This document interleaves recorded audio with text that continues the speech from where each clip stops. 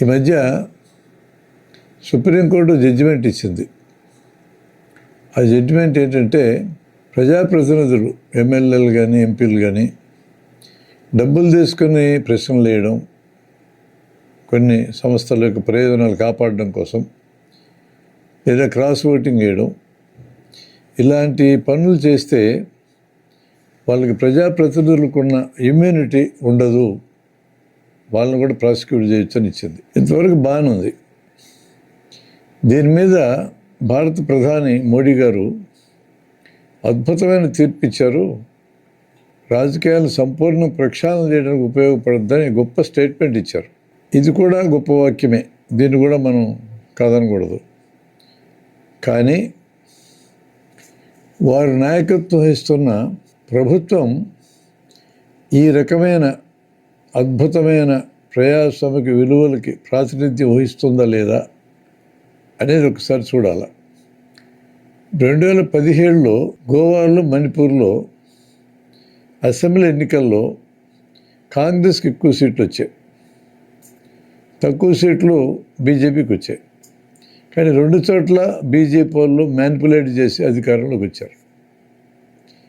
అప్పటికున్న సూత్రం ఏంటి?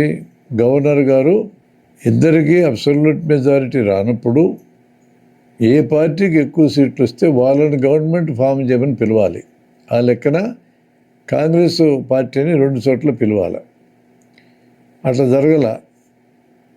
Congress party majority సీట్లు వచ్చినా సరే వాళ్ళని గవర్నమెంట్కి రానియకుండా బీజేపీ వారు మ్యానిపులేట్ చేసి ఎక్కువ సీట్లు సంపాదించుకుంటూ వాళ్ళని పిలిచారు. అంటే గవర్నర్ల వ్యవస్థని దుర్వినియోగం చేసినట్టే కదా. ఇది అద్భుతమైన ప్రజాస్వామ్య విలువేగా. మహారాష్ట్ర ఘటనలు చూస్తున్నాం.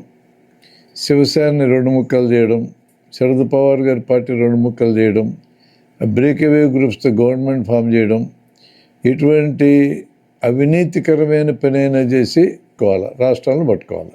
ఇంక వేరే సమస్య ఏం లేదు. మరి ఇది ప్రజాస్వామ్య విరుద్ధమా, అనుకూలమా? ఈ మధ్య ఒకే ఒక రాజ్యసభ మెంబర్ని హిమాచల్ నుంచి నింపాలి. కాంగ్రెస్కి క్లియర్ మెజారిటీ ఉంది. అభిషేక్ సింఘ్వి వాళ్ళ వ్యక్తి రాజ్యసభ మెంబర్ అవుతారని చెప్పని అనుకున్నారు. కానీ హర్ష్ మహాజన్ బీజేపీ వ్యక్తి రాజ్యసభ మెంబర్ అయ్యారు. ఎట్ సాధ్యమైంది? 9 మంది కాంగ్రెస్ ఎమ్మెల్యేలు క్రాస్ ఓటింగ్ చేశారు.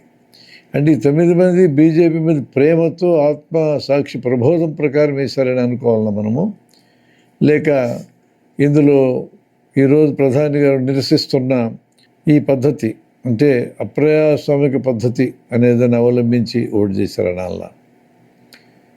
అపోజిషన్ పార్టీలు ఉన్న చోట, ప్రాంతీయ పార్టీలు ఉన్న చోట ఎన్ని రకాల మ్యానిపులేషన్స్తో వాళ్ళ చేతుల్లో అధికారం తొలగిస్తున్నారు. బీహారే మనకు పెద్ద ఎగ్జాంపుల్.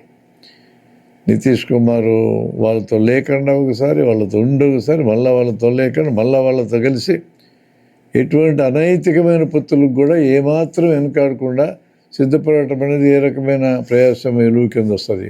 6 కేసుల్లో బీజేపీ పార్టీకి అనుకూలమైన తీర్పిచ్చిన ఒక సుప్రీంకోర్టు జస్టిస్కి రిటైర్ అయిన మరుక్షణమే రాజ్యసభ మెంబర్షిప్ ఎట్లొస్తుంది? అట్లా కొంతమంది చీఫ్ జస్టిస్లకి ఒక ప్రయోజనకరమైన పోస్టుల్లోకి ఎలా వెళ్తారు? ఇదంతా నైతికపరమైన విషయం అందామా? అపోజిషన్ పార్టీలో ఉన్నప్పుడు సిబిఐ కానీ, ఎన్ఫోర్స్మెంట్ డైరెక్టరేట్ కానీ, ఇన్కమ్ ట్యాక్స్ కానీ ఇవన్నీ వేట కుక్కల్లా మీద దూకినటువంటి సందర్భం ఉన్నది. వాళ్ళు పార్టీ మారి బీజేపీలో చేరగానే సైలెంట్. ఒక్క చర్చ కూడా జరగదు, ఒక్క రకమైన విచారణ కూడా జరగదు. అంటే తమ వాళ్ళు అయితేనేమో కార్యకర్తలు, ఎదుటి వాళ్ళు అయితే గూండాలు. ఎంత అద్భుతమైన సూత్రం ఇది! ఈ విధంగా వరుసపెట్టి జరుగుతున్న సందర్భంలో మరొక విషయం కూడా చూద్దాం.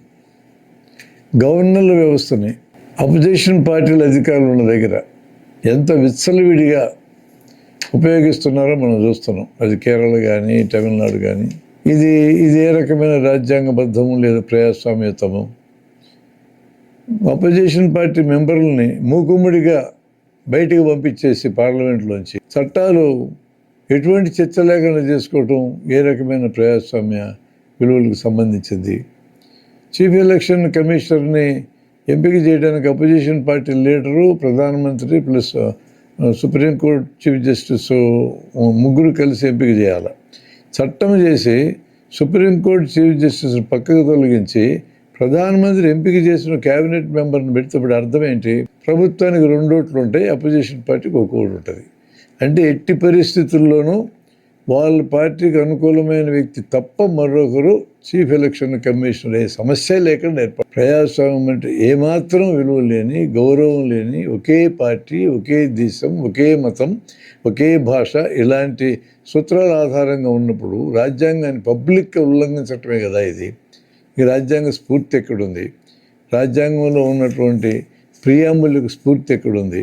ఇది ఇంత పెద్ద డైలాగులు ప్రధాని గారు వాడేటప్పుడు కొంచెం తాము ఎట్లున్నామో చూసుకోవడం గౌరవనీయంగా ఉంటుందేమో పరిశీలించాల్సిన అవసరం ఉందా లేదా?